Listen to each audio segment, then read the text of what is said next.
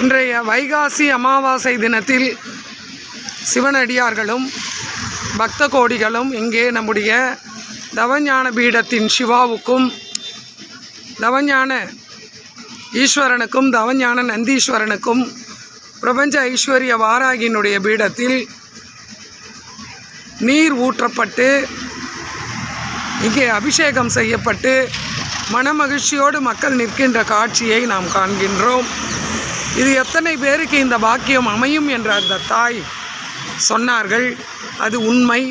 ஆகையினால் நாமாகவே வாழும் பொழுது எல்லா வளமும் நலமும் நமக்கும் கிடைக்கும், நம்மை பார்ப்பவர்களுக்கும் கிடைக்கும், இங்கு வந்து வணங்குபவர்களுக்கும் கிடைக்கும், வணங்காதுபவர்களுக்கும் கிடைக்கும் என்பதை நான் தெரிவித்துக் கொள்கின்றேன்.